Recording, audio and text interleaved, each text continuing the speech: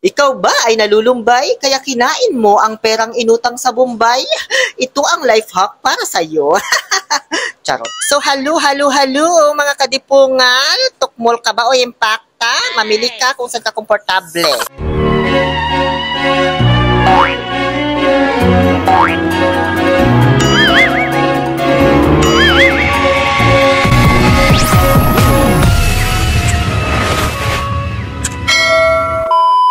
So for today's mini vlog, dahil nga sa katapusan na at wala pang sahod, kumbaga pecha de peligro na ba, ganon. Kaya ngayon ay idinideklara ko na po ang aking sarili bilang isang persona non quarta. Na ang ibig sabihin ay, understood naman na siguro, kailan ko pa ba i-explain? Diyos ko, ang hirap man kasi mag-budget, nakakaloka. Yung 500 reals mo, 20 pa lang, 50 na lang natitira. Kaya pagdating ng katapusan, yung laman ng wallet ko, heto, 2 reals na lang, wala pang sahod. Napagkakasya ko naman talaga yung 500 reals sa loob ng isang buwan. Kaso minsan, di maiwasan, may mga unexpected tayong gastusin. Kaya ayun, 2 reals na lang ang natitira tuwing katapusan.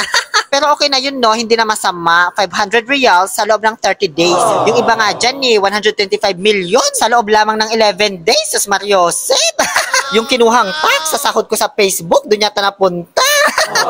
Nakakaiyak. Charot. So dahil nga sa 2 reals na lang, yung natitirang pera sa wallet ko, ang dami tuloy tumatakbo sa isipan ko ba? Ano bang dapat gawin sa 2 reals na ito? Pag kinain ko ba, mabubusog ako? Pwede naman siguro, subukan ko kaya. Kaso according to my imagination, guys, tulad ng nakikita ninyo ngayon, yes, imagination ko lang ito ha, hindi ito totoo. Kumbaga reenactment lang ba? Ganito kasi yung mga napapanood ko sa teleserye, kapag in-imagine mo, kailangan i-portray mo din. So ayun, parang lalo akong nahirapan ba? Mukhang di naman yata ako mabubusog. Parang lalo ako mapapagastos kasi sa ospital ang abot ko nito.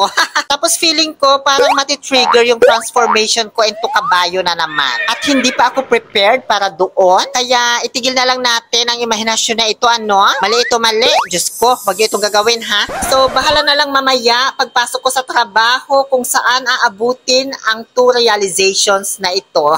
Baka pagbihis na nga at ako'y malilate na. Pagdating ko sa aking trabaho, bago ako mag-out, nagtingin-tingin lang ako dito sa aming hardware section kung ano ba ang pwedeng bilhin ng 2 reals na ito. At sa kalagitnaan ng aking pagmamasid-masid, ay biglang naagaw ang aking atensyon sa mga nakasabit na tsinelas na ito.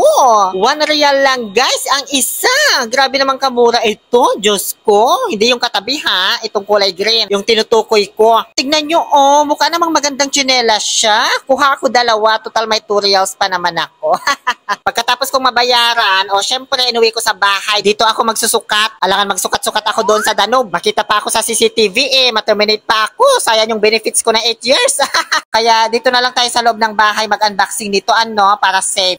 So, simulan na natin. Ganito yung mga napapanood ko, guys, sa life hack na mga walang kwenta. Kaya dapat mayroon itong panimulang, ikaw ba ay nalulumbay kaya ininom mo ang tulo ng sinampay? Ito ang life hack para sa'yo. Kumuha ka ng cork ng sapatos, gupit-gupitin, hati-hatiin, guhitan tulad ng nakikita mo. Hilahin at pagkunek-konektahin at walay, mayroon ka ng tsinelas na puro swelas. Oy, ang ganda naman nito, guys. Sa halagang 1 real, choosy ka pa. Parang mas okay naman ito, kaysa yung sa tsinelas na binibigay nila sa mga hotel. Isukat ko na nga. O, diba? Parang tanga lang. Maganda naman siya tignan, guys. Para siyang tsinelas ni Master Jiraiya sa Naruto. Manipis nga lang. Pwede siya, guys, pang suot-suot lang sa kwarto ba? O di kaya sa CR, pero hindi pwedeng panlakad ito, Baka isuot mo to sa corniche, 3 hakbang ka pa lang, sira na agad. Pag sa kwarto lang, tatagal din naman siguro to mga 1 linggo. Hindi na masama, 1 real lang. O baka sa inyo din to sa Danube, ha? Tulad nung ginawa nyo doon sa Crocs. Diyos ko, bahala na kayo dyan. Charot. O siya, hanggang dito na lamang ang vlog at nagbumuka na naman akong model. Hindi ko mawari kung tsinelas ba to o cork ng sapatos.